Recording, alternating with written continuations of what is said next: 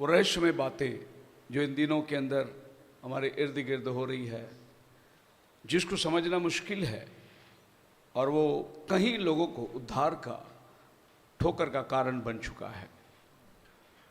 बहुत से लोग अपने विश्वास से पतन भी हो जाते हैं इसमें, पर जो बुलाए गए हैं, चुने हुए हैं, वे बने रहेंगे।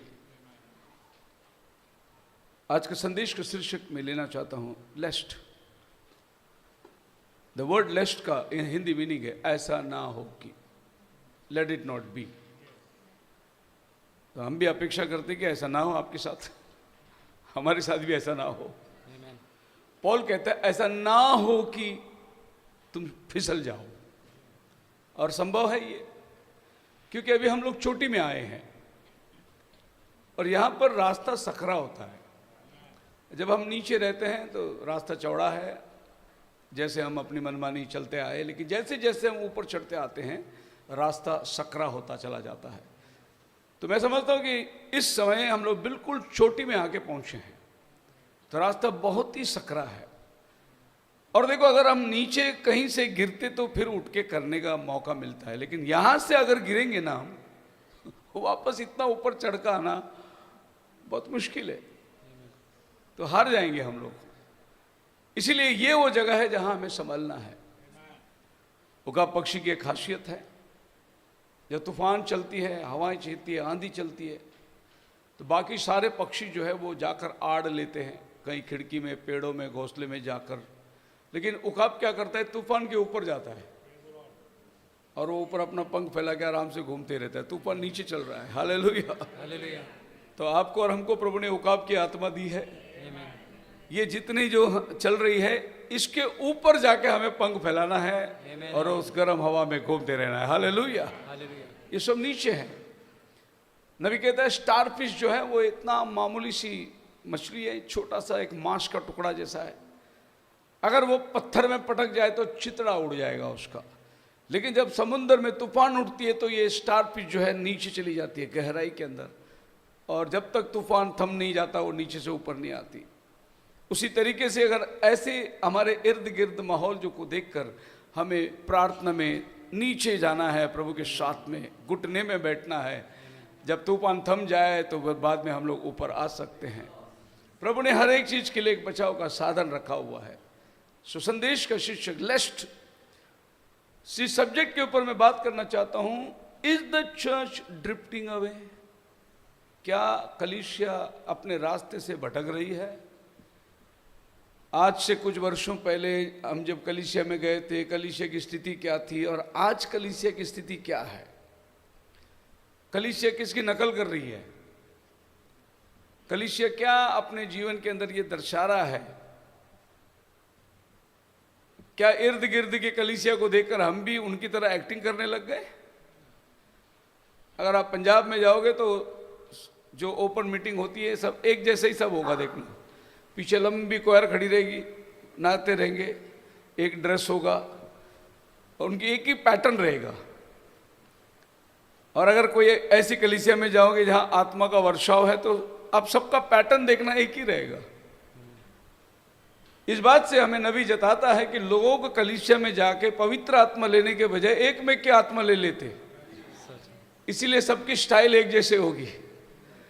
अगर आप कोई रिवाइवल मीटिंग देखो जहां पर लोग हाथ ऐसे हिलाते रहेंगे तो सारे के सारे ऐसे ही हिलाते होंगे। वो स्पिरिट है वो। अगर किधर हाथ ऐसे हिलाते होंगे तो देखना वो पूरी चर्च ऐसे ही हिलाते होंगे, और चर्च जैसे ही झूम के गाना गाती रहेगी तो पूरी चर्च ऐसे ही झूम के गाने गाती रहेंगे। वो एक चर्च की स्पिरिट है जो हम लोग ले लेते। हमें लेना है पवित्र आत्मा, होली स्पिरिट लेना है। Hallelujah, hallelujah. हमें गाना आता है, गाते हैं हम लोग, मगर मुझे क्यों किशोर की आवाज में गाना है? जो आवाज प्रभु ने मुझे दिया उसी आवाज में मैं गाऊं प्रभु की। मैं दूसरे का नकल करके क्यों गाना है? आवाज निकाल के क्यों गाना है? ये सब घटनाओं के अंदर जब हम जाएंगे तो लेस्ट we can drift away.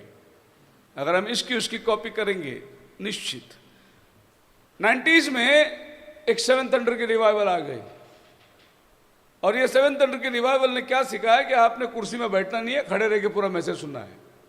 90s में आई थी। वो न्यूयॉर्क में बैठते नहीं थे, तो बार बार प्रचारक को बोलना पड़ता था, you may be seated, you may be seated, बार बार बोलना पड़ता था। और हिंदुस्तान की पद्धत ऐसी थी कि हम नीचे मांडी डाल के फोल्ड करके बैठ जाते थे। ये तो हमारा पुरानी बात कर रहा हूं, अभी तो हम चेयर में बैठे हुए, लेकिन जब हम चर्च को शुरू में गए करते थे तो फोल्ड, पैर नीचे मांडी। अब बताइए कि अगर थंडर के रेवलेशन है तो बार बार उठना पड़ेगा आपको। पर अभी क्या हो गया, वो उठ के खड़े हो रहे हैं। अभी वही टेक्निक लोग ने इधर भी लेके आया, इधर भी लोगों को बताया कि ऐसे करो, ऐसे नाचो, ऐसे झूमो। तो ये हमने अफ्रीका का स्पिरिट ले लिया, कोई मैसेज नहीं आया नया। उस गांव का, उस मुल्क का एक स्पिरिट हमारे अंदर आ गया। तो ये सब घटनाओं को देखने के टाइम ऐसा लगता है कि लेस्ट ऐसा ना हो कि हम फिसल जाए, किसी और का नकल करे और उसमें चले जाए। अगर भाई दिनकरन प्रीचिंग करता है, इधर एक पीली साड़ी पहन के औरत बैठी है, प्रभु आज उसको बुला रहा है, तो उसके जितने चेले हैं वो सब बोलेंगे इधर नीली साड़ी बैठी है, पीली साड़ी बैठी है। सारे उसके असिस्टेंट पास्टर लोग वही करेंगे। वो पास्टर का आत्मा लेते हैं। अगर उनका पास्टर ऐसा प्रचार करता है तो वो भी वैसी प्रचार करेंगे। अभी जब सेवन थंडर आया तो उसके पास्टर ये प्रीचिंग करते थे, ये प्रीचिंग करते थे, उसके जितने चेले वैसी प्रीचिंग करेंगे। लेस्ट वी शुड ड्रिफ्ट अवे, ऐसा ना हो कि हम फिसल जाए। बने रहने के लिए क्या करना है? लेट द वर्ड ड्रिफ्टिंग का मीनिंग जो है, जैसे हम लोग एक किनारे में बोर्ड बांध के रखते हैं, अगर उसको बांध के ना रहे तो हिलते हिलते पानी में वो अंदर निकल जाए, इसको बोलते ड्रिफ्टिंग अवे। वैसे ही अगर हम सही तरीके से अपना एंकर ना लगाया हो वचन में, तो हम भी धीरे धीरे हिलते हिलते समुद्र में चले जाने वाले। इसके लिए पौल कहता है Hebrews 6:19 के अंदर, which hope we have as an anchor of the soul. इसलिए कि शिप ड्रिफ्ट ना हो जाए, उसको एक एंकर होता है। Amen. और वो एंकर जो है ये शिप में से नीचे पानी में डाल के रखते हैं, ताकि कितनी भी हवा चले वो एंकर बोट को पकड़े रखता है। पौल बोलता है हमारा सोल को भी एंकर डालना बहुत जरूरी है। Amen. नहीं तो हम भी इस माया के अंदर धीरे धीरे फिसल के दूर चले जा सकते हैं। अगर बाइबल कहते हैं ड्रिफ्टिंग अवे, तो फिर उसका इलाज भी है बाइबल के अंदर, put your anchor the soul with both sure and steadfast. Sure यानी मैं जिस पर विश्वास करता हूं उसकी श्योरिटी है कि इसमें कोई गलत नहीं है। स्टेडफास्ट यानी मैं यहां वहां डावाडोल नहीं करूंगा, मजबूत से खड़े रहूंगा। And entereth into that within the veil, और भीतरी खोटरी में पर्दे के अंदर मैं चले जाऊंगा। टू स्लिप और to drift means to be sidetracked from the foreseen goal. इसकी डिक्शनरी मीनिंग है कि हमारा जो उद्देश्य था निकलने के समय, वो उद्देश्य अगर चुक जाए तो हम ड्रिफ्ट हो जाते हैं। उसका मतलब ही है कि जिस मकसद से हम निकले थे, वो मकसद जब हमारे निज से हट जाती है तो हम लोग को स्लिप होने का चांसेस बढ़ जाता है। और मैं प्रभु का धन्यवाद देता हूं कि जिस मकसद से हम निकले, आज भी हम उसी मकसद पे हैं। आप मुझे अमेरिका भेजो, यूरोप भेजो, अफ्रीका भेजो, मैं वैसे ही रहूंगा, मैं बदलूंगा नहीं। क्योंकि कुछ लोग यूरोप जाके आते, इधर दाल चावल छोड़ के रात को पिज़्ज़ा खाते सोते, बोलते अभी अभी हम लोग उधर से आए और वहाँ सब पिज़्ज़ा ही खाते, इसके लिए अभी हमने भी अपना डाइट चेंज कर दिया।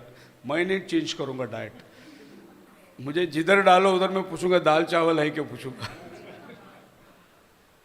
देश के हिसाब से भेष नहीं बदलना है हमको, हमको वचन के अनुकूल बदलना है। ये सब चीज जो है लोग अपना कॉपी करते रहते, इसका उसका नकल करते रहते, ये तो बाहर होता ही होता है।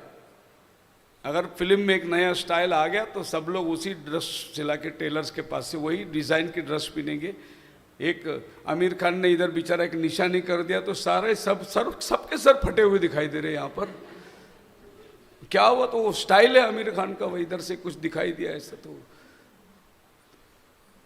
हम लोग किसकी नकल कर रहे हैं, किसकी कॉपी कर रहे हैं हम लोग? हमारा कोई आइडल है कि नहीं जिसको देख के हम लोग चल रहे हैं? Praise the Lord, hallelujah. Hallelujah. तो हम लोग क्या बताना चाहते हैं दुनिया को? हम लोग क्या सीखे हैं लोगों के पास से? कभी कभी विश्वासी लोग के घरों में जाएंगे तो बड़ा अजीब लगता है, बोलते हैं हम लोग पारंपरिक क्रिश्चियन है। और जैसे आप बेडरूम की तरफ देखो तो उधर सलमान खान खड़ा हुआ। अरे वहां सोलोमन होना चाहिए था, उधर डेविड होना चाहिए था, उधर ऐश्वर्या राय का फोटो लगा हुआ, उधर एस्तर रानी होना चाहिए था। हम कहीं तो इन्फ्लुएंस हो रहे हैं, वी आर ड्रिफ्टिंग अवे। तो हमारा सॉलिड एंकर जो है वो जब तक नहीं होता तो हम लोग का मुश्किल है। पॉल कहता है, I hope you will put with me a little foolishness. Yes, please. Oh, put up with me. I am jealous for you with a godly jealousy. I promise to you be one husband to Christ, so that I might present you as a pure virgin to him. But I am afraid. 1 Corinthians chapter 11, 2 Corinthians chapter 11. I am afraid that just as Eve deceived by the serpent's cunning, your minds may somehow be led astray from your sincere and pure devotion to Christ. Sincere and pure devotion. आपका भक्ति प्रभु के अंदर जो है बिल्कुल निर्मल होना चाहिए, कोई स्वार्थ नहीं। For if someone comes to you and preaches a Jesus other than the Jesus we preached, इन्हें और भी जीसस है क्या? पॉल बोलता है, जिस यीशु का सुसमाचार हमने तुम्हें प्रचार किया उसे छोड़ कोई और यीशु का सुसमाचार आए, और if you receive a different spirit from the spirit you receive from us, see different spirit, जो स्पिरिट तुमने हमसे इसके अलावा, और a different gospel from one you accepted, so there is a different spirit, a different gospel. Hallelujah. इस differences के अंदर अगर आप देखोगे तो हम लोग ड्रिफ्ट होने का संभावना बहुत ज्यादा है। You put up with easily enough. आगे पॉल कहता है एफिशियंस 4:14 के अंदर, to be tossed to and fro, carried about with every wind of doctrine. हवा में चलने वाले सिद्धांतों के साथ डावाडोल करते, कभी इधर कभी उधर। By the sleight of the men cunning craftiness, whereby they lie in wait to deceive. लोग तैयार बैठे हैं आपको फंसाने के लिए, आपको भरमाने के लिए। They are waiting, पर तुम उनके हवाओं के डावाडोल चलने वाले सिद्धांतों में फंस न जाना। हम देखते हैं कि आज ऐसे संस्था बदलते हैं, कभी अरे ब्रदर आप पहले इसमें थे, अभी इसमें आ गए, हाँ अभी इसमें, वो छोड़ दिया मैंने। उसके बाद में देखे कुछ महीनों के बाद में वो उसमें भी नहीं है, वो किसी तीसरे में जाके बैठा हुआ है। बोले अभी ये भी छोड़ दिया मैंने, अभी मैं उसमें गया। क्यों ऐसा हो रहा है भाई आपके साथ? ये दल बदल क्यों आपके जीवन में हो रहा है? एक बार एक बंदा परमेश्वर परमेश्वर परमेश्वर करके प्रचार करने वाला अभी खुदा खुदा खुदा करके प्रचार कर रहा है।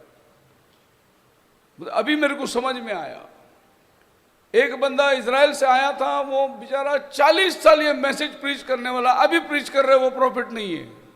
40 साल। इमेजिन एक आदमी को ड्रिफ्टिंग होने के लिए कितना लंबा एक्सपीरियंस के बाद में आदमी फिसल सकता है। तो आप समझ जाना कि ये कोई मैं कोई खेल नहीं रहा हूं किसी के साथ, ये सीरियस है matter. And I mean it why I preach. मैं प्रचार जो कर रहा हूं मैं उस पर बिल्कुल यकीन करता हूं, ये नहीं कि आपको खुश करने के लिए कुछ बोल के चले जाओ, no. And I am bound. Prophet बोलता है 3 things we must not do. In using God's word, there is 3 things that you must not do. And out in the land, wherever you are, across the nation, be sure, put this down in your mind if you haven't got a pencil. You must not do these things. We tell you all the time how you must do. Now I am going to tell you what you must not do. Profit बोलता है कि अगर pen हो pencil हो, आप सबको मालूम है, फिर भी मैं ये कोट आपको इसलिए पढ़ रहा हूं कि now you must not misinterpret the word. तुमने वचन का गलत तर्जुमा नहीं करना। Well be it believes it means just what it says, it needs no interpreter. परमेश्वर अपना वचन का खुद अनुवादक है। तो उसने कुछ कहा, उसको आपको अनुवाद करने की जरूरत नहीं। जब उसने यशायाह से कहा कुंवारी गर्भवती होगी, फिनिश। वो कैसे होगी, क्या होगी, प्रेस वाले पूछ रहे थे यशायाह को, नो इंटरप्रिटेशन, गर्भवती होगी तो होगी। और जब मरियम गर्भवती हुई, खुदा ने खुद अपना वचन का अनुवाद करके दे दिया। साइंस के पास एक्सप्लेनेशन नहीं थी, लेकिन खुदा के पास जवाब था, और उसने जो कह दिया वो वैसे के वैसे हो गया। Don't miss interpret it. Second, misplace, you must not misplace the word. कहीं का वचन उठा के कहीं जोड़ दी, इधर कट कर दिया, उधर पेश कर दिया। वचन के कंटेक्स्ट कुछ अलग है, बोलना का जगह कुछ अलग है।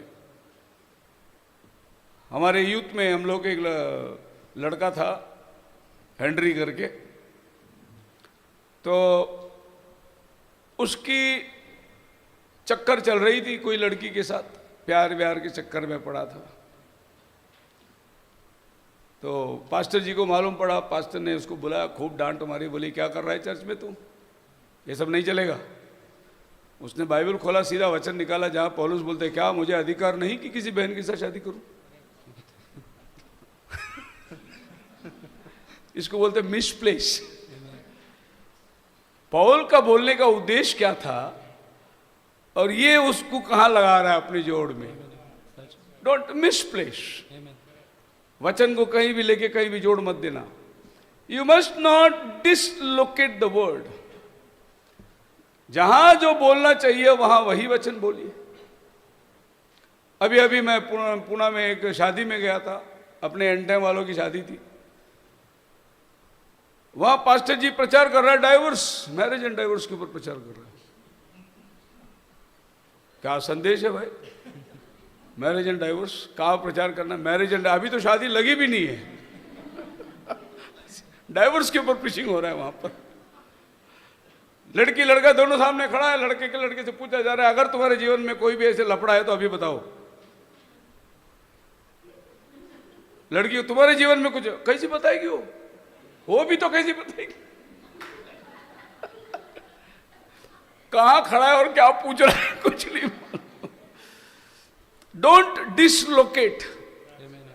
तुम्हारे संतान व्यभिचारी संतान होंगे। अरे तू शादी पढ़ रहा है यार, तो व्यभिचारी संतान कैसे होंगे उनके, तो मालूम ही नहीं प्रचार क्या करना है लोगों को। बस कुछ तो भी पढ़ के लाया और प्रचार करके जाना है लोगों को। Don't dislocate. कहीं का वचन कहीं पे मत लगाओ। आप किसी बर्थडे में जाके क्या फ्यूनरल का संदेश दोगे क्या, तो आपको उधर फ्यूनरल, वहां पर संदेश तो आपको खुशी का देना है, जन्म के बारे में संदेश देना है। तो आपको यह मालूम होना चाहिए कि वचन को कहां प्लेस करना है और क्या प्लेस करना है। कोई भी चीज कहां भी लेके प्लेस नहीं कर सकते। प्रॉफिट बोलता है सिन इज परवर्शन। व्हाट्स एन अडल्ट्री, व्यभिचार होता क्या है। राइचियसनेस परवर्टेड, जो धार्मिकता है उसका उल्लंघन करो, वही व्यभिचार है। व्यभिचार का मतलब पति और पत्नी एक तन बन के रहेंगे, जब आप दूसरे के साथ संबंध रखें तो वही व्यभिचार है। Now what is a lie, the truth miss represented is लाई। झूठ क्या है, सच्चाई को छुपाया वही झूठ है। तो झूठ की कोई अलग डेफिनेशन नहीं होती है। What is the definition of light, what is the definition of darkness. The absence of light is darkness. Now what is the definition of light? No definition. लेकिन डार्कनेस का डेफिनेशन है जहां उजाला नहीं वहां अंधकार है। इसलिए यीशु मसीह ने बोला कि मैं ज्योति हूं और ज्योति में अंधकार नहीं रहती। तो लाइट का कोई डेफिनेशन आप दे ही नहीं सकते। What is the curse? It's God's blessing turned to a curse word. God instead of blessing. श्राप क्या है, आशीष की बातें घुमा दो, श्रापित है वो आप उसके लिए। Sin is not a creation, sin is a perversion. पाप को परमेश्वर ने सृष्टि नहीं किया, लेकिन जो खरा चीज को जब आप उलट फेर करते हो वही पाप है। तो पाप कोई बना नहीं है। जिस दिन तू फल खाएगा उस दिन तो मर जाएगा। मृत्यु को परमेश्वर ने सृष्टि नहीं किया, लेकिन तू फल खाएगा तो उसका अंजाम मृत्यु है, उसका फल है, उसका प्रतिफल है। सो Satan could not create sin. He only permitted what God had created. नहीं तो ऐसा हो सकता है प्रभु ने भलाई को लेकर आया और शैतान बुराई को लेकर, नहीं, भलाई को जब घुमा दिया बुराई हो गया, शैतान ने बुराई को ले लिया। यही है sin. That's exactly, death is only a perversion of life. मरण क्या है? जब आप जीवन का उल्लंघन करोगे, उसके उल्टा करोगे तो वो मरण है। अगर तुम इसमें से खाओगे तो जियोगे, इसमें से खाओगे तो मरोगे। जीना है तो इसमें से खा लेना। Denomination is antichrist system. Resume of the ages prophet बोलते हैं, for a clergy to organise themselves with one rank और another until they are finally headed by a president is the manifestation of the antichrist spirit. अभी organisation के बारे में बात कर रही है। कोई चाहता है कि मैं पूरी इंडिया के बॉस बन जाऊं और सब लोग मेरे अंडर में चलते रहे और मैं सबका बड़ा लीडर रहूंगा और मेरे अंडर में, मेरे मार्गदर्शन में सब चलेंगे। हम सब लोग प्रभु के अंदर भाई लोग हैं। इसमें कोई लीडर और कोई लेमैन अगर आ गया, वही तो निकोलिटन रिलीजन है। और प्रभु दो रिलीजन से नफरत करता है, एक जेजेबेल रिलीजन, दूसरा निकोलिटन रिलीजन। निकोलिटन रिलीजन पास्टर चर्च को चलाता है, जेजेबेल रिलीजन चर्च पास्टर को चलाता है। प्रभु बोलते ये दोनों भी नहीं होना चाहिए। चर्च को और पास्टर को दोनों को पवित्र आत्मा चलाना चाहिए, लेकिन यहां मैं जो बोलूंगा वही होगा। ये निकोलियो के रिलीजन। और कलीसिया बोलेंगे पास्टर को अब ये नहीं बोलना, ये नहीं बोलना, वो जेजेबेल रिलीजन। तो हम लोग कहीं ना कहीं ये दोनों रिलीजन में थोड़ी सी साइडलाइन कर लेते हैं। कई चर्चेसों में जाके देखते हैं, उधर औरत लोग बॉस रहते हैं और पास्टर ने कुछ प्रीचिंग किया, घर में गया, सब घेर लेंगे उसको, तुमने ऐसा बोला है क्यों? अब पास्टर को मालूम नहीं किसके इन्फ्लुएंस में चलना है। कोई बीवी के इन्फ्लुएंस में चलता है, कोई भाई के इन्फ्लुएंस में चलता है, और पुलपिट को जो है वो गैर इस्तेमाल करता है। हम लोग किसी ना किसी चीज से प्रभावित होते हैं। Any person who is in the organized denomination is right in the midst of an antichrist system. अगर आप कोई डिनोमिनेशन में हैं, ऑर्गेनाइजेशन में हैं, तो आप एंटी क्राइस्ट के सिस्टम में हैं। प्रॉफिट बोलते हैं, I am not against the people, I am against the system. हमें सबसे प्रेम करना है, लेकिन उनकी सिस्टम से हम नफरत करते हैं। बट प्रेम तो हमें सबके साथ जताना है। अब ये डिनोमिनेशन ने वचन को किस तरीके से उल्लंघन किया, कैसे वो ड्रिफ्ट हो गए, कुछ बातें मैं आपको डिनोमिनेशन के बारे में बताऊंगा। फिर बाद में हम एंड टाइम के अंदर आएंगे, क्योंकि जब तक ये नहीं बताऊंगा वो नहीं समझेगा आपको। तो एक बेस तैयार करेंगे हम लोग। मैथ्यू चैप्टर 28 वर्स 19 में लिखा है, जाओ तुम पृथ्वी में सबको चेला बनाओ, उन्हें पिता पुत्र पवित्र आत्मा के नाम से बपतिस्मा दो। The most misunderstood verse in the Bible, जहां की जितनी सांप्रदायिक है वो सब इस वचन को गलत समझ लिए। अगर आप चेक करोगे तो ये वचन है ही नहीं, ये ऐड किया हुआ वचन है, और ये रोमन कैथोलिक के द्वारा जोड़ा गया है ये वचन, जबकि आप स्क्रिप्चर के अंदर ओरिजिनली ये नहीं है। और इसकी मिसअंडरस्टैंडिंग ऐसी चल गई कि पिता के नाम से, पुत्र के नाम से, पवित्र आत्मा के नाम से बपतिस्मा दिया गया, जबकि बाइबल में ऐसा बपतिस्मा किसी ने नहीं दिया, ना किसी ने लिया। So baptism being misunderstood, baptism की जो समझ है लोगों ने गलत ले लिया। जीसस नेम और father son and holy ghost, how should I baptise, ये आज सबसे बड़ा प्रश्न है। एक सांप्रदायिक आदमी जब सच्चाई को ग्रहण करता है तो बोलते मेरी बपतिस्मा ऐसी हो गई, मैं कैसे लेना चाहिए, सबसे बड़ा प्रश्न है उसके जीवन में। और ये प्रश्न को सुलझाने के लिए हम लोग क्या करते हैं, उसको वचनों के द्वारा मार्गदर्शन करते हैं। लेकिन वो कहता है कि मैथ्यू 28 में तो प्रभु ने कहा ना, प्रभु ने कहा ना, लेकिन चेलों ने यीशु के नाम में बपतिस्मा दिया। तो वो कहते हैं कि चेलों का सुनना है कि प्रभु का सुनना है। मतलब बहुत सारे सवाल हैं उनके पास में। हम इस वचन को गलत करके बोल नहीं सकते। इस वचन का समझ आपको गलत हो गया, उसको सही समझना कैसा है ये हमको सिखाना है लोगों को। वचन कोई भी गलत है ही नहीं बाइबल में। आप मेरे साथ हैं? मैं हमेशा ये बात कहता हूं, आप भी सुने होंगे, फिर एक बार कहता हूं, संदर्भ जो है उसमें आपको मजा आएगा। सवेरे उठ के बाइबल पढ़ा, उसने बाइबल खोलते ही वचन मिला और यहूदा जाके फांसी लेके मर गया। सवेरे सवेरे फांसी लेके मरने का बड़ा अशुभ वचन मिला। अब वचन में शुभ और अशुभ क्या है? वचन तो वचन ही है। उसने दोबारा बाइबल बंद किया, बोला प्रभु फिर खोलता हूं, अच्छा वचन दे दे, आज का दिन मेरा भला हो। और जब उसने बाइबल खोला तो वचन मिला, जा तू भी ऐसा ही कर। अब परेशान, बोले तू भी ऐसा ही कर यार, आज का दिन बहुत खराब जाने वाला है। हर कोई चीज 3 बार परखा जाता है। तो उसने फिर बाइबल बंद करी, बोले तीसरी बार प्रभु खोलता हूं, ओए अच्छा वचन मिल जाए। और जैसे खोला उसको बोला, उठ अब क्यों देर करता है। तो कोई लोग बाइबल राशि के लिए पढ़ लेते हैं। समझ आना बहुत जरूरी है कि हम क्या पढ़ रहे हैं। बोले आज का दिन पढ़ना ठीक नहीं है।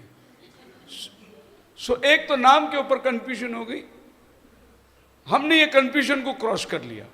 हमें पता चला पिता का नाम, पुत्र का नाम, पवित्र आत्मा का नाम प्रभु यीशु मसीह है, और हमने प्रभु यीशु मसीह के नाम से बपतिस्मा ले लिया। हालेलुया।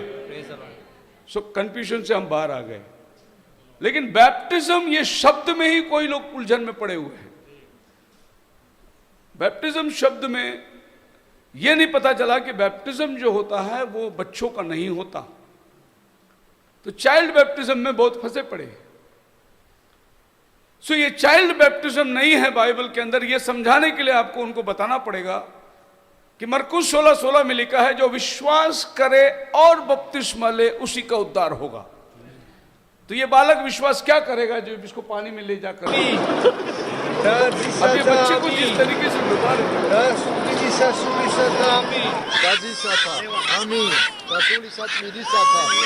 क्या उस बच्चे को मालूम है कि उसके पाप की क्षमा के लिए उसको बपतिस्मा दिया जाए।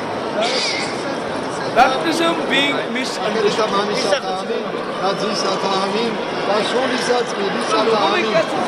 बच्चों का बपतिस्मा देना, हम क्रिश्चियन हैं, क्रिश्चियन कैथोलिक लोग हैं, वचन से कई मील दूर, और हमारे पास में वचन जो है वो वंचित हो गया। अब ये कृत्य अगर आप बाइबल में टैली करोगे तो आपको पता चलेगा कि ऐसा बाइबल में हुआ ही नहीं है। अब बपतिस्मा विश्वास नहीं करोगे तो बपतिस्मा लोगे तो कोई फर्क नहीं पड़ता। सूखा पापी गया, गिल्ला पापी बाहर आया, पापी का पापी है वो। फिर हम लोग देखते हैं कि बपतिस्मा छिड़काव का, और डूबने की बपतिस्मा नहीं, छिड़काव का बपतिस्मा। कटोरे भर पानी लिए घर पे दे दिए बपतिस्मा, चर्च के अंदर ही दे दिए। अब पानी में कौन जाके कपड़े बदलेगा, कौन डूबेगा? जबकि बपतिस्मा का मतलब ही है डूबना या डुबाना। वो मीनिंग उनको समझ में नहीं आया कि बैप्टिज्म है क्या, तो छिड़काव में लोग विश्वास करने लगे। अभी नया संस्था आया है कोरिया से, यरूशलेम हमारी माता, गॉड मदर वाले। मैं पुणे में घर में गया था, यरूशलेम माता वाले आए थे डिबेट करने के लिए, तो मैं जाके बैठा डिबेट किया। तो उनसे बातचीत करने के टाइम उनको पूछा, बोले तुम्हारा बपतिस्मा हो गया? बोला हाँ, इन्होंने ही दिया बपतिस्मा। बोले अच्छे, किस नाम से लिया? बोला नाम से तो मालूम नहीं, लेकिन हमें बाथरूम में लेके गए, एक बाल्टी पानी डाल के दे दिया बपतिस्मा। तो ये लोग नदी पे भी जाते नहीं, घर में ही बाल्टी भर के पानी डाल के दिया। यरूशलेम माता वाले, इनको सिर्फ आपको गिल्ला करना है बस, और कुछ नहीं करना है। आपने बैप्टिज्म को समझा नहीं समझा उससे कोई मतलब नहीं, आपके सर पे एक बाल्टी पानी डालना है उसको। तो इस तरीके से बैप्टिज्म इज बीइंग मिसअंडरस्टूड। जब हमें पता चला father is not a name, son is not a name, holy ghost not a name, these are titles, तो हम नाम को खोजने लगे। मैं ये उदाहरण आपको इसलिए दे रहा हूं कि आज हमारे एंड टाइम में जो चल रहा है वो भी आपको इसी तरफ रखना है, और ट्रूथ क्या है उसके तरफ में आपको झुकना है।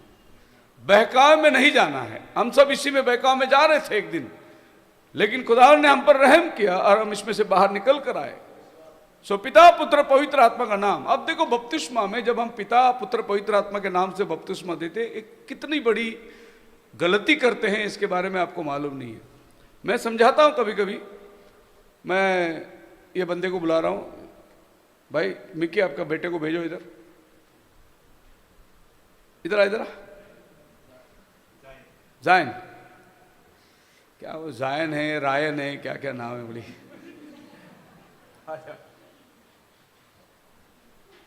देखो बपतिस्मा का मतलब है प्रभु में मरना, प्रभु में गाड़े जाना, प्रभु में जी उठना, ये बपतिस्मा का मतलब है। हालेलुया। कन्फेस कर रहे हैं अपने पापों के लिए, मेरे पापों के लिए कौन भी रहे हो। आई बात समझ में? यीशु तुम्हारे लिए मारा गया, गाड़ा गया, जी उठा।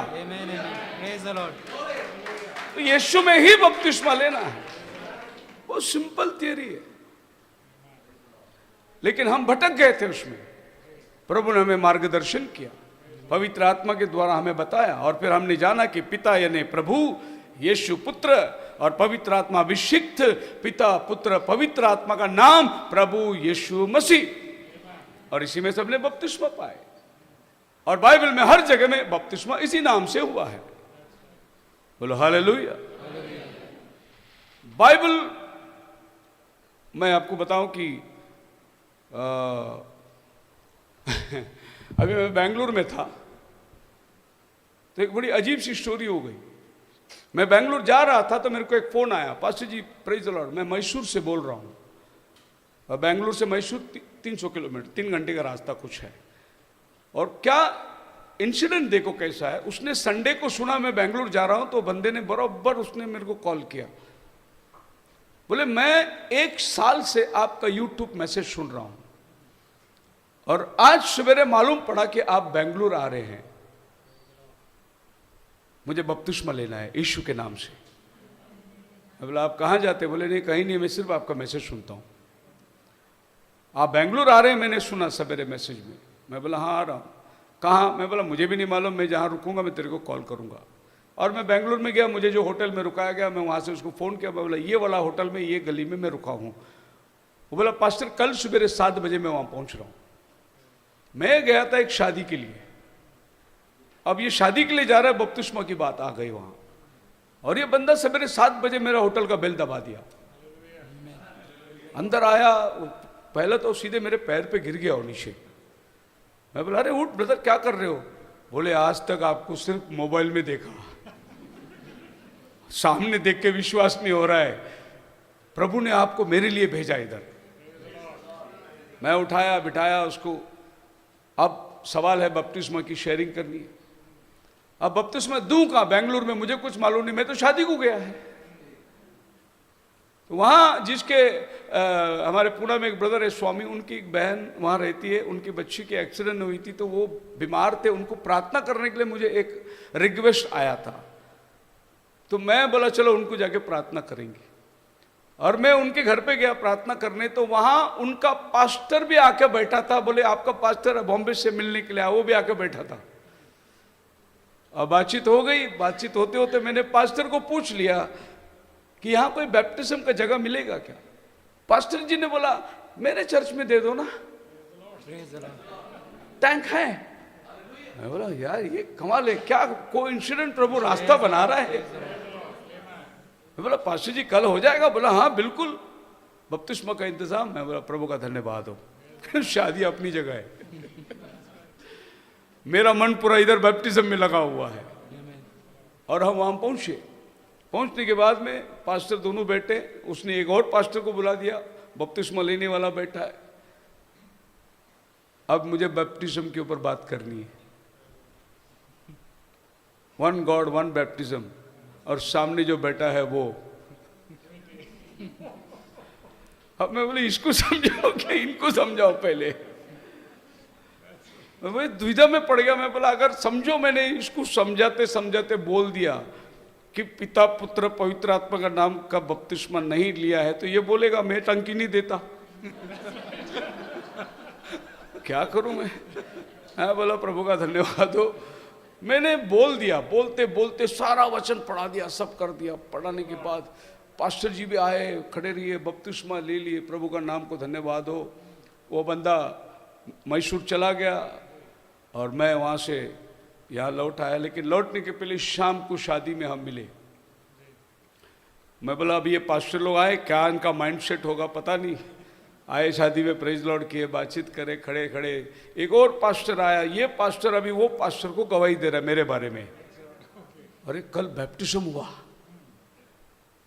वो बोल रहा है उनका भाषा में, कन्नड़ा में कुछ भाषा में बोल रहा, पर मेरे को थोड़ी बहुत तो समझ में आ रही है वो लैंग्वेज। वो पास्टर उसको बोलता है, अरे कल मैंने बड़ा चमत्कार देखा। बोले ये बंदा बाइबल हाथ में लिया ही नहीं, पूरा बैप्टिज्म का 1 घंटा प्रचार किया इसने। मैं पहली बार ऐसा देखा।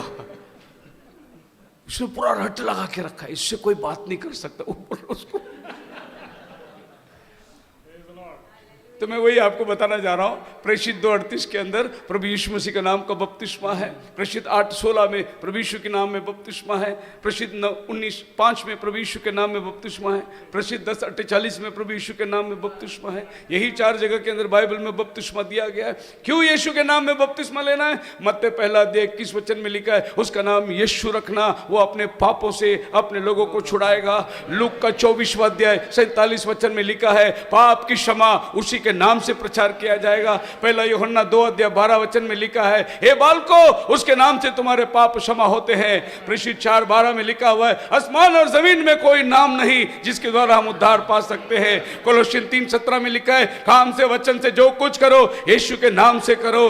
गलती करा 3:27 में लिखा है, जिसने बपतिस्मा लिया उसने मसीह को परिधान कर दिया। बोलते जाऊंगा, 35 साल से बोल रहा हूं। हालेलुया। और ये ओपन चैलेंज है हमारा, क्योंकि हम जो मिसलेड हो गए थे, पवित्र आत्मा ने हमको सही दिशा दिखाया। हम अपन ट्रैक में आ गए। हम अब हमको मालूम है बाइबल क्या है करके।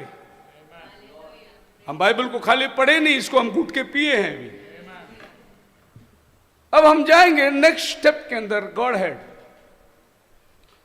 अभी हमारे मसीह समाज इस उलझन में पड़े हैं कि आसमान में 3 सिंहासन हैं, लेकिन बाइबल के अंदर कहीं पर भी 3 सिंहासन का जिक्र ही नहीं है।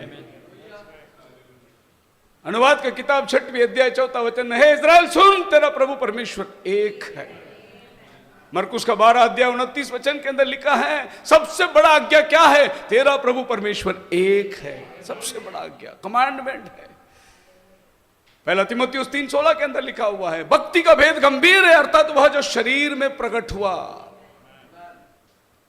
दूसरा तीमुथियुस 2:5 में एक खुदा और मध्यस्थ, पहला तीमुथियुस 2:5, एक मध्यस्थ है, एक खुदा है।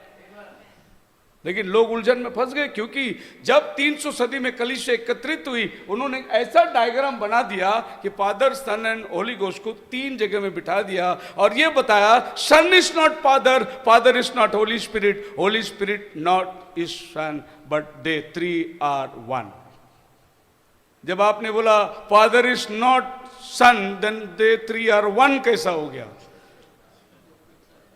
तो 1 की डेफिनेशन ही खत्म हो गई।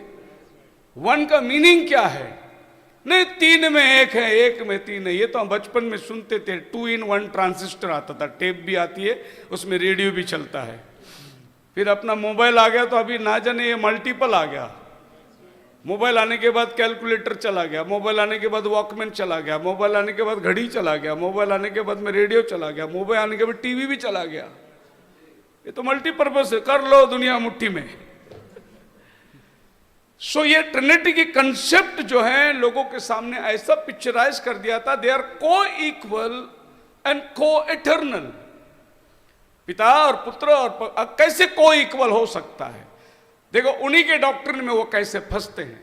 जब वो कहते हैं पिता नहीं तो पुत्र कैसे आएगा, इसका मतलब फर्स्ट प्रेफरेंस पिता को देते हैं, क्योंकि इसलिए पिता मुझसे बड़ा है, और फिर पुत्र छोटा ही, नेचुरली पुत्र छोटा ही बनेगा ना, बाप से तो छोटा ही है पुत्र।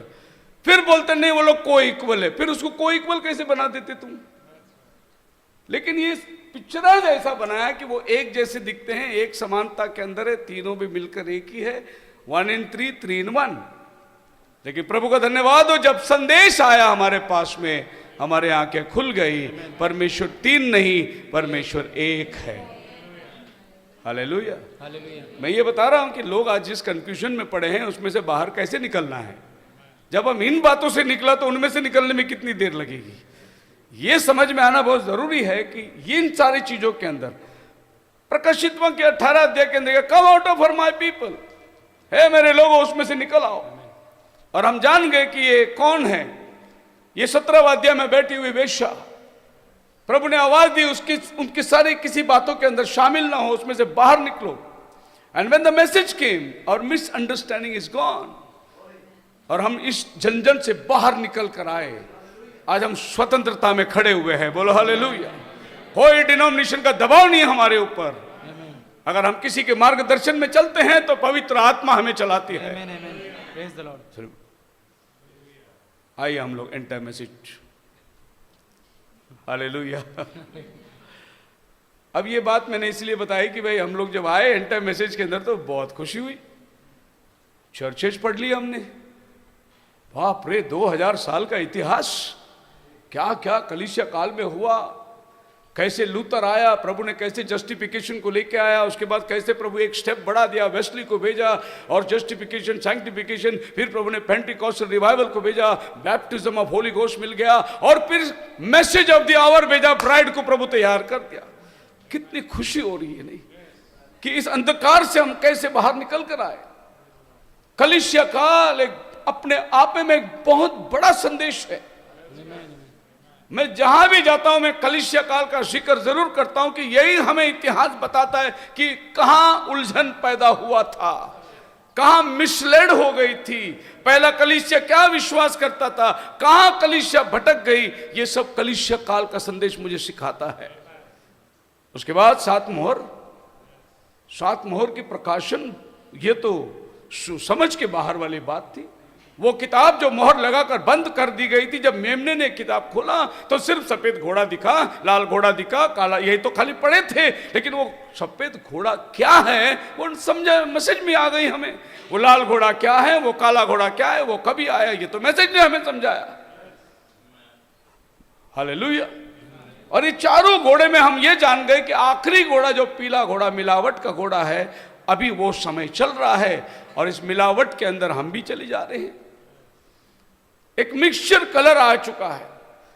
और जब पहला सफेद घोड़ा जा रहा था तो एक ही की ताकत थी, जब उसके साथ लाल घोड़ा मिला तो ताकत दुगना हो गया, जब उसके साथ काला घोड़ा मिला तो ताकत तिगना हो गया, और जब उसके साथ पीला घोड़ा मिला तो 4 गुना ताकत बढ़ गई उसकी, शैतान की ताकत।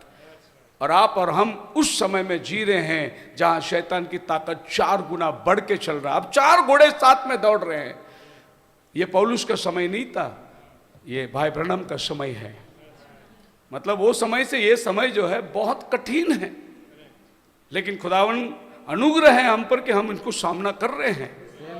जितना शैतान का पावर बढ़ रहा है उतना पवित्र आत्मा भी सामर्थ्य को बढ़ा के दे रहा है। शैतान एक षड्यंत्र को डाल रहा है, पवित्र आत्मा उसमें से हमें एक रास्ता बनाता है। और ऐसे करते करते मिस्ट्री बेबीलोन में हम आ गए। वेश्याओं की माता, अभी तक तो ये समझा जा रहा था वेश्या किसी औरत के बारे में जिक्र है, नहीं तो नबी तो बोलते ये तो औरत है, चर्च को दर्शा रहा है। अब ऐसी भी कोई चर्च है पृथ्वी जो वेश्याओं की माता कहलाएगी? बोलने से बुरा लगेगा लोगों को, लेकिन ये औरत नहीं है, ये एक चर्च है। सो प्रकाशित वाक्य 12वां अध्याय में एक औरत है जो 12 तारों का मुकुट पहनी हुई है, बादल सूरज को ओढ़ा हुआ है, चांद उसके पैरों तले है। ये यहूदी कलीसिया को दर्शाता है। 17वां अध्याय में एक औरत है जो महावेश्या, ऐसी भूषण पिन के बैठी है, बहुत सोना, उसके हाथ में कटोरा है, पवित्र लोगों के लहू से मतवाला है। ये दुनियावी कलीसिया है। और 19वां अध्याय में एक औरत है जो वचन से परिधान है, वो अन्य जाति कलीसिया है। ये तो सब मैसेज में आने के बाद ही समझा ना। Praise the Lord, praise the Lord. कितनी खुशी हुई मैसेज के अंदर आकर। मैं समझता हूं कि इससे ऊंचाई और कोई चीज है ही नहीं। अगर कुछ समझने वाली बात है तो ये है वो समझने वाली बात जो हम समझ गए। बोलो हालेलुया, हालेलुया।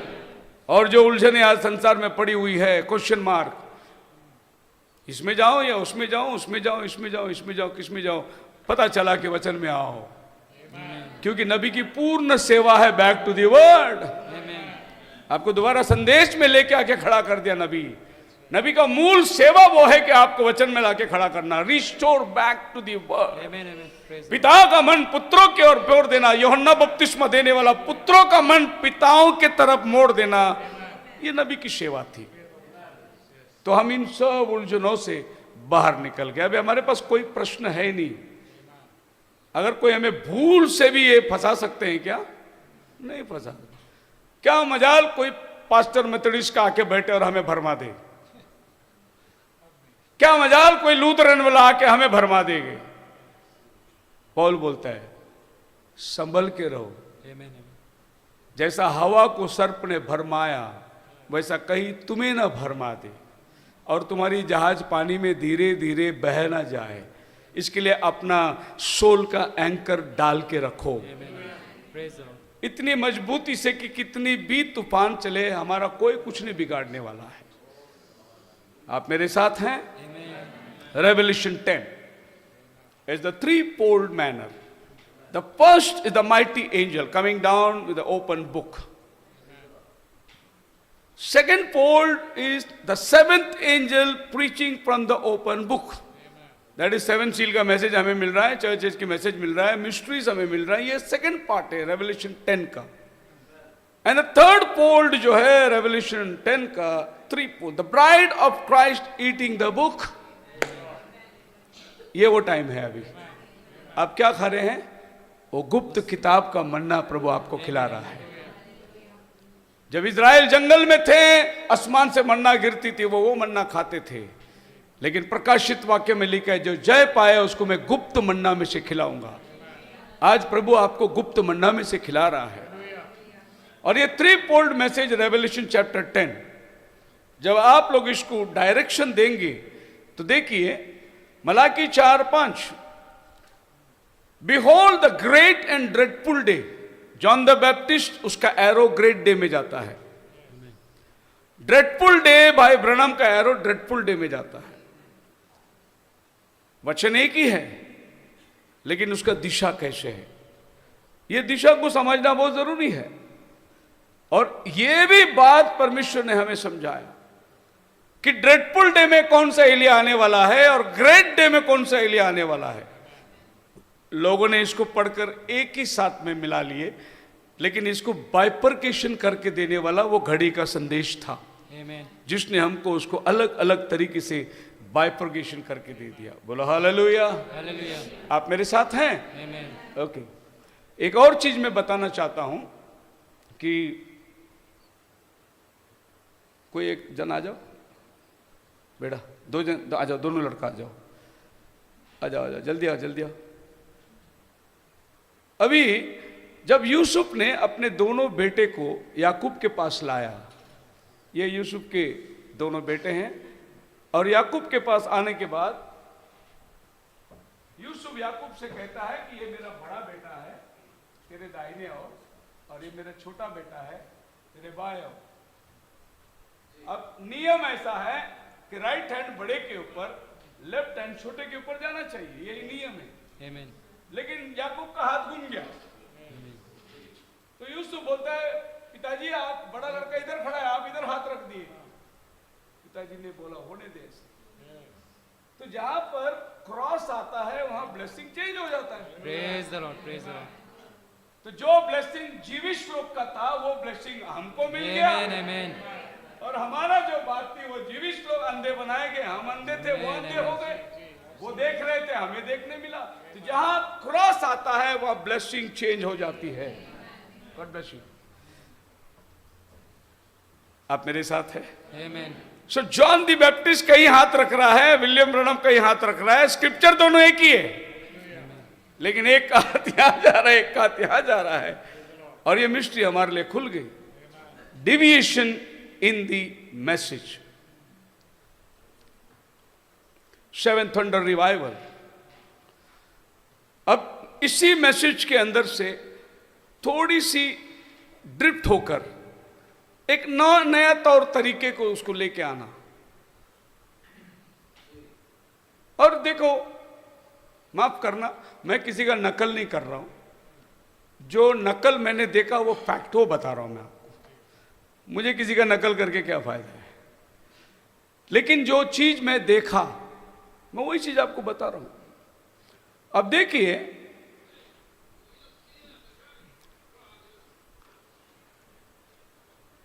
यहां कोई बैठता नहीं है, ये न्यूयॉर्क जोसेफ कोलमैन का चर्च है। ये पीछे खड़े हुए पास्टर लोग भी खड़े हुए, इनकी स्टाइल ऐसे ही। इन्होंने एक नया स्टाइल को इंट्रोडक्ट किया, चर्च के अंदर लेके आया। अभी आपको मालूम है इंडिया में अभी बहुत चर्च ऐसे ही खड़े खड़े सुन रहे वचन। अभी वो जो बैठ के सुनते थे अभी वो बोलते अभी स्पिरिट में बहुत इंस्पिरेशन हो गया, अभी वो खड़े खड़े सुन रहे। हाँ, इधर पास्टर को आगे बॉक्सिंग भी करते हैं अभी से। ये कहां से आया, किधर की नकल कर रहे हैं आप? आप मेरे साथ है? मैं पंजाब जाता हूं, माफ करना, तो मैं आश्चर्य हुआ पंजाब में जाके देख के, वो लोग सब स्पून से खाना खाते। सब पास्टर लोग के साथ खाना खाएंगे, सब चम्मच से खाते। मैं प्लेट दिया, चावल डाला, दाल डाला, अपना हाथ से खाया। अपना मद्रास का स्टाइल।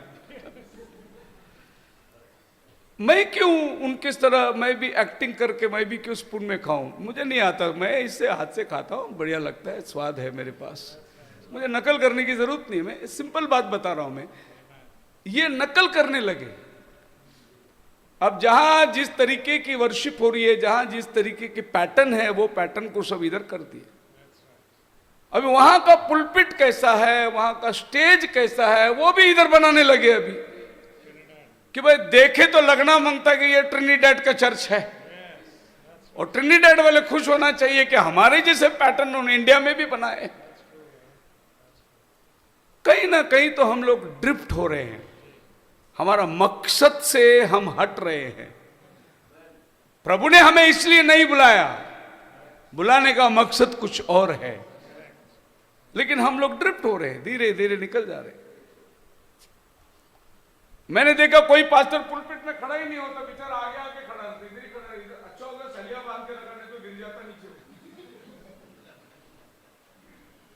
ये इनका स्टाइल नहीं है, ये किसी और का स्टाइल है। वो सोचते हैं कि उनके जैसा अगर नकल मैं करूं तो लोगों को समझ में आएगा कि उतने ही रेवोल्यूशन में मैं भी भरा हुआ हूं। और नकल करते करते करते करते एक दिन ऐसा हो गया, टाइम्स ऑफ इंडिया में आ गया, ट्रिनिडेड का एंड टाइम मैसेज का पास्टर $28 मिलियन घर में पकड़ा गया। टाइम्स ऑफ इंडिया में आया, $28 मिलियन उसके घर में रेड पड़ी। दूसरे दिन पेपर में आ गया, उसके बेटे के घर में भी रेड पड़ी, $10 मिलियन उसके बेटे के घर में पकड़ा गया। And time message, and time message वाला $28 मिलियन घर में कैश रखा हुआ बिना गवर्नमेंट को हिसाब दिए। तुम लोगों को ताइद दो करके लूट लूट के लेके तुमने जो खुदा को देना है, गवर्नमेंट को देना है, वो दिया ही नहीं। चोर कौन साबित हुआ? पुलपिट में खड़ा रहने वाला ही चोर साबित हुआ। तुमने अपना हिसाब गवर्नमेंट को देना है, तुमने इसके लिए तो यीशु ने बोला कैसर का कैसर को दे दो। यीशु मसीह को भी टैक्स मांगे थे, आपका गुरु कर देगा क्या? यीशु ने बोला मछली पकड़। दूसरे शब्दों में मैं कहूंगा, पीटर को बोला जा एटीएम में जा पैसा निकल के ला। वही है, आज हम लोग उसको एटीएम बोलते हैं, उस दिन वो एटीएम था। डाल मछली, जो मिला सिक्का लेते रहा, मेरा भाड़ा भर दे। वहां प्रभु एक बात बोलता है, इनको ठोकर ना लगे। वैसे जिसका मंदिर है उससे कर लेते हैं, नहीं फिर तो हम बच गए, लेकिन इनको ठोकर ना लगे इसीलिए कर भरना। जो कैसर का है वो कैसर को दे दो। Praise the Lord.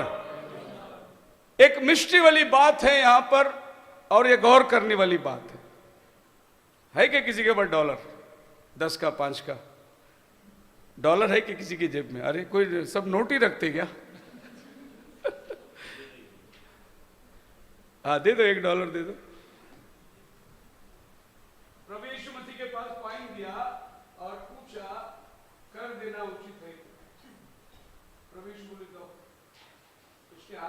उन्होंने लिया, बोला किसका मोहर है इसमें? तो सब लोग ने देखे, बोले कैसर का मोहर। तो बोला कैसर का मोहर है, कैसर को दे दो।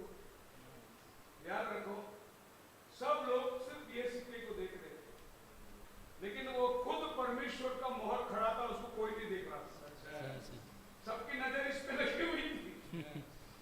But one who was holding the coin was the image of God. Amen, amen. वो लोग इस इमेज को देख रहे थे। ऐसे कहां लोग देखते आज? मुझे बोलते ब्रदर आपके बारे में उस ब्रदर ने ऐसा बोला। मैं बोला वो मक्खी है। क्या है? मक्खी किधर बैठती है? जख्म में बैठेगी वो। ये मक्खी की आदत है। मक्खी साफ जगह में थोड़ी बैठेगी, जहां आपके बदन में फोड़े हैं ना, उधर ही आके वो बैठेगी। ऐसे बहुत मक्खी विश्वासी लोग हैं। तो ये नकल के अंदर हम लोग ड्रिफ्ट होते चले जा रहे हैं, सोच रहे हैं कि यही आत्मा है। और आत्मा का परिभाषा हमने ऐसे मोड़ लिया कि जब तक आप चिल्लाएंगे नहीं, जब तक आप वो थंडर का नारे नहीं लगाएंगे, तब का अब तक रेवोल्यूशन ही नहीं मिला। ऐसा उन्होंने अनुमान लगा लिया। हमारे इधर एक ब्रदर थे, 7 थंडर की मीटिंग हुई, पीछे बैठते थे, वो अपाहिज था, उसको चिल्लाने की बहुत, हालेलुया बीच बीच में जोर में चिल्ला लेता था।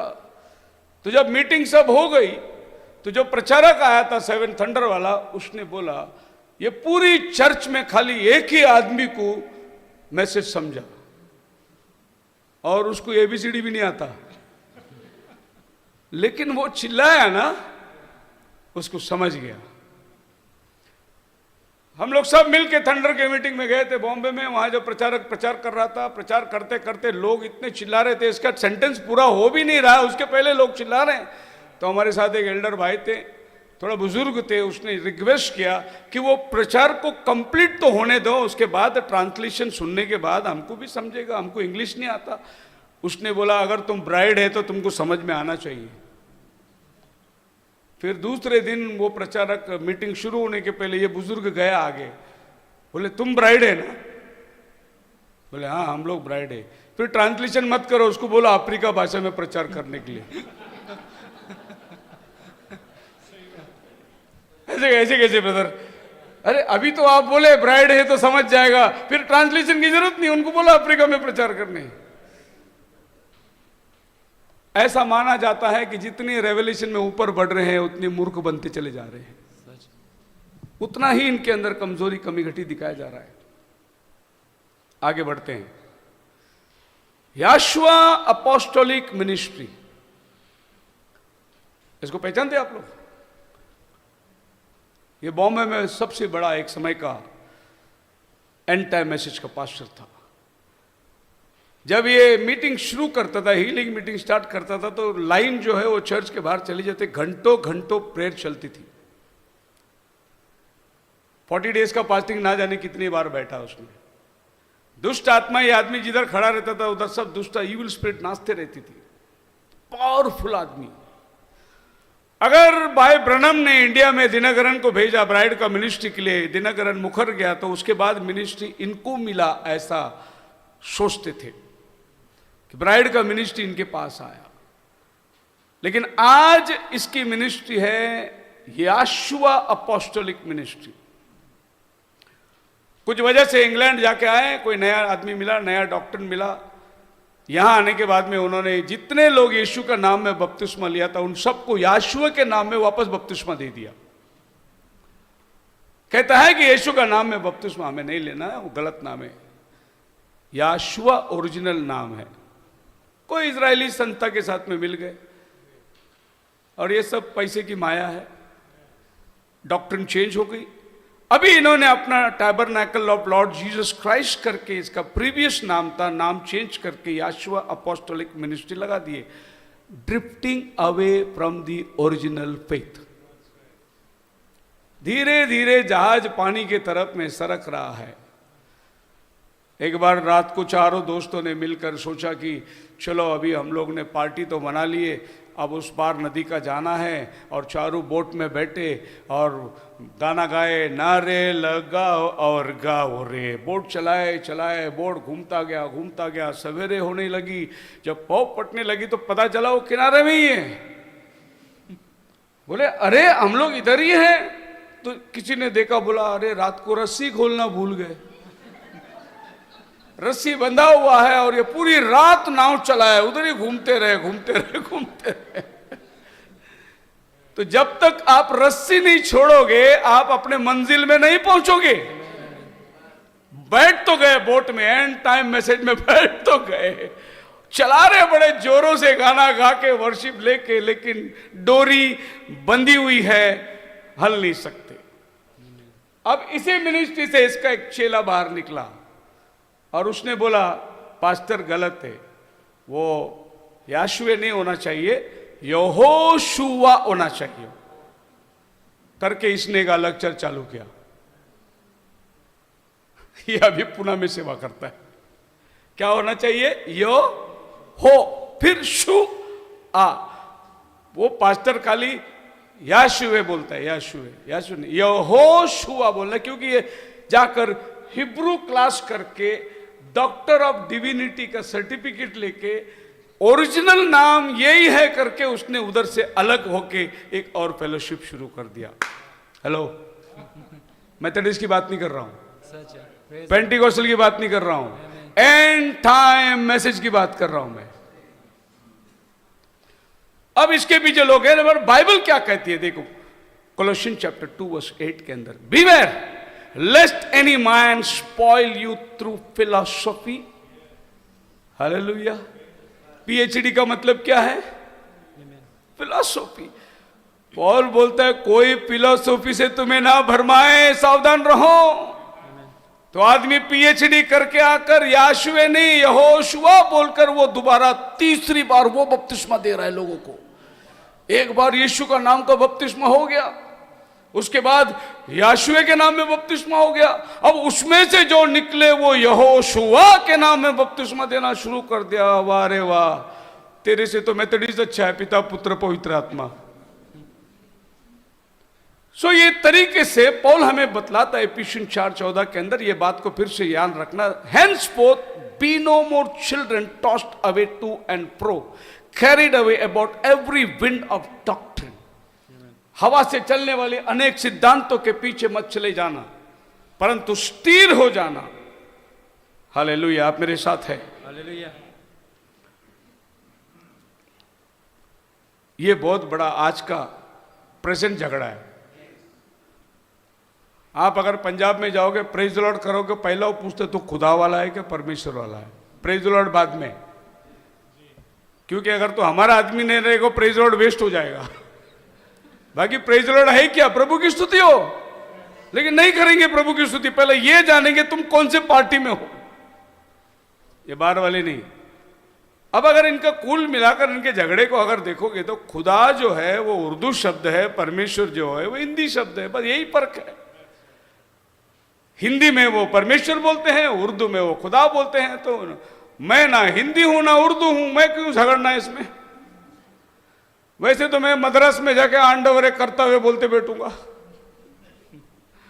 क्योंकि मेरा भाषा में ना खुदा आता है ना परमेश्वर आता है। मेरा भाषा में कर्तरे आता है, आंडवरे आते हैं, देवने आता है, मेरे भाषा में बहुत कुछ आता है। लेकिन मैं जिस मुल्क में हूं उसी मुल्क का भाषा में लोगों से बात करता हूं। एक बार आदमी सब्जी लेने गया, सब्जी लेते लेते बेचारा बोलने वाला तोतला था, उसने बोला बैंगन कैसा दिया? बेचने वाला भी तोतला था, वो बोला दो रुपया पाव। ये बोला आलू कैसा दिया? बोले 2 रुपया पाव। पकड़ा उसका गर्दन, निके खींच लिया, उसको मारने के लगा, तू मेरी नकल कर रहा है, तू मेरी नकल कर रहा है। लोग आए, झगड़े छुड़ाए, बोले क्या बात है भाई, क्यों झगड़ रहे हो? मेरी नकल कर रहा है। वो बोले नहीं ये मेरी नकल कर रहा है। पता चला दोनों भी तोतले हैं। तो समझना जरूरी था। अब यहां पर खुदा वाला भी तोतला है, परमेश्वर वाला भी तोतला है। दोनों ने मीनिंग ही नहीं समझा,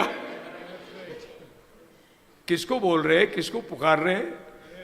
अभी इतना साल 40 साल में परमेश्वर करके बाइबल पढ़ता आया, आज अचानक वो ग्लोरी शैतान को कैसे गया?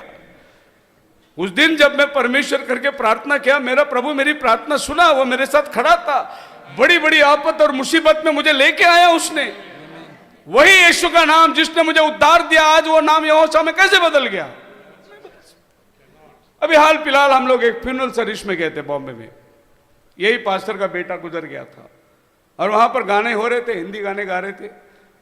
हम लोग यूजुअली ये गाना ऐसा गाते थे, नीले आसमां के पार जाएंगे मेरा यीशु रहता, पर ये गाना वो लोग, अभी गाना वही है लेकिन गाना अभी ऐसे गा रहे, नीले आसमां के पार जाएंगे मेरा यहोशू रहता वहां।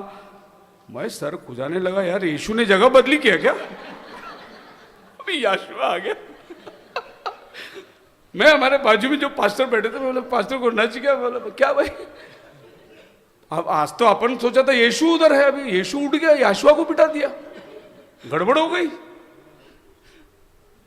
दो दोस्त लोग जंगल में गए थे और दोनों रात के समय खाना खा के सोले विश्राम करेंगे, सवेरे जाके हंटिंग करेंगे। दोनों खाना खाए, विश्राम करेंगे, तंबू लगाए, तंबू के अंदर सो गए। सोते सोते रात को एक आदमी उठा, आंखों को खोल दिया, बोला कि वाह क्या नजारा है, क्या तारे हैं, क्या आसमान चमक रहा है।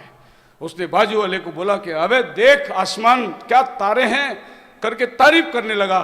तो बाजू वाले ने उसको बोला, अबे तंबू चोरी हो गया है।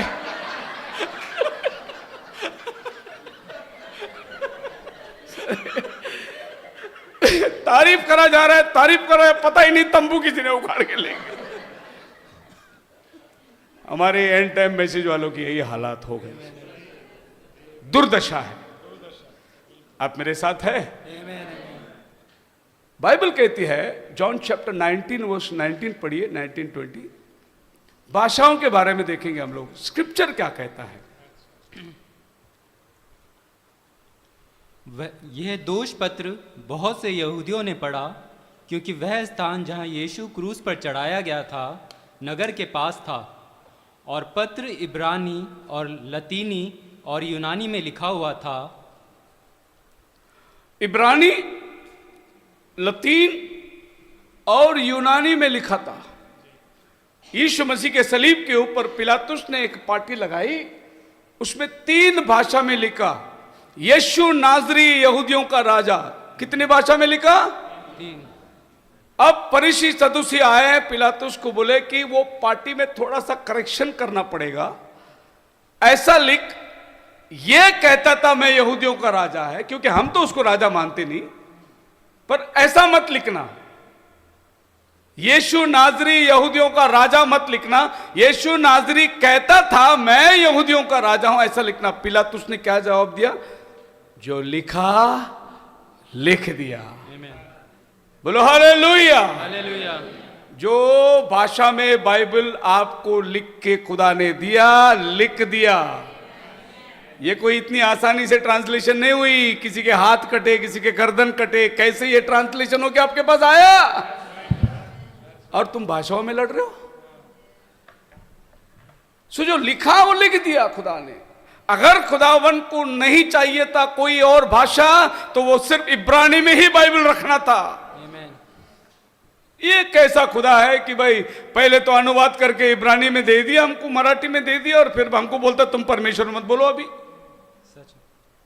आपको मालूम है हिंदी बाइबल पहले जो तमिल बाइबल जो है सबसे पहला ट्रांसलेशन हुआ बाइबल है, डायरेक्ट हिब्रू में से ट्रांसलेशन हुआ। फर्स्ट बाइबल है तमिल बाइबल, सबसे ओल्डेस्ट लैंग्वेज है वो। और ये ओल्डेस्ट लैंग्वेज को ट्रांसलेशन करने वाला श्रीलंका से हुआ था। और ये श्रीलंका वाला जिसने बाइबल को तमिल में ट्रांसलेशन किया वो एक हिंदू आदमी था। प्रभु ने क्रिश्चियन लोगों से ट्रांसलेशन नहीं करवाया, क्योंकि क्रिश्चियन अपना दिमाग डालेगा ट्रांसलेशन के अंदर, इसके लिए प्रभु ने अन्य जाति के हाथ से ट्रांसलेशन करा के लिया। हमारे देश में जितनी भाषा है, बंगाली से लेकर कलकत्ता से ना, जितनी विलियम कैरी ने कितनी भाषा में बाइबल ट्रांसलेशन किया। मैंगलोर का भाषा में गाना कौन लिखा, कौन ट्रांसलेशन किया मैंगलोर की भाषा में? सैमुअल हेबेक, बासल मिशन का। वो आदमी जर्मनी से इधर आकर हमारा भाषा सीख के बाइबल ट्रांसलेशन करके दिया हमको। कितनी मेहनत उन्होंने करी। क्या उनको परमेश्वर के मार्गदर्शन नहीं था जो आज इनको रेवलेशन उतर के आया है कि तुमने खुदा बोलो, तुमने परमेश्वर बोलो। उस दिन जो पवित्र आत्मा से बैठ के लिख रहे थे, 100 स्कॉलर बैठकर, प्रभु ने उनको नहीं मार्गदर्शन किया। किंग जेम्स वर्जन को प्रभु ने क्यों बनाया? क्यों लोगों को 100 स्कॉलर लोग को बिठा के किंग जेम्स ने बोला ओरिजिनल भाषा में ट्रांसलेशन करो, ताकि लोगों को प्योर वर्ड मिलना चाहिए। क्या वो टाइम पे खुदा सोया हुआ था? आज जग गया है?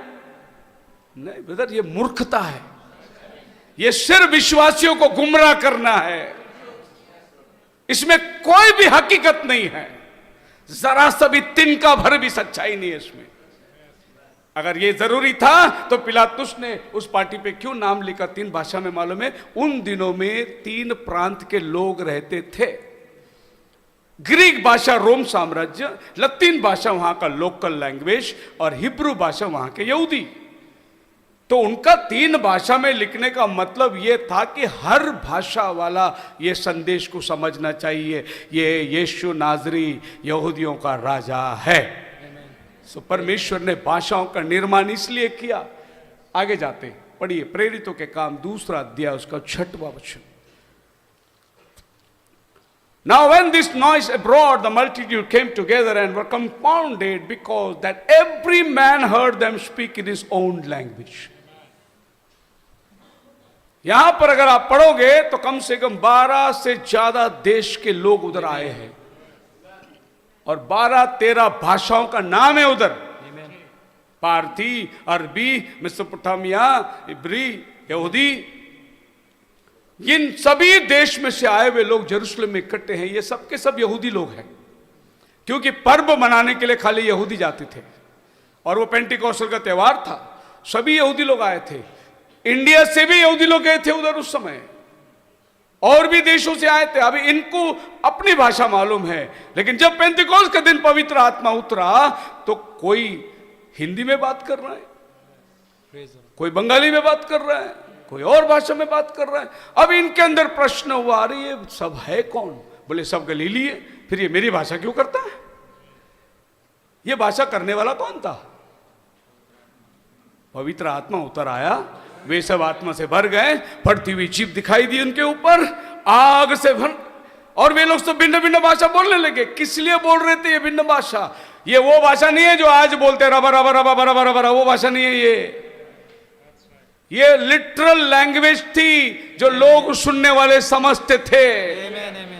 आज ये भूल बैठे हैं, सोचते कि अन्य भाषा बरा बरा बोले, रबा रबा बोले, यही अन्य भाषा समझते। ये वाली अन्य भाषा नहीं है।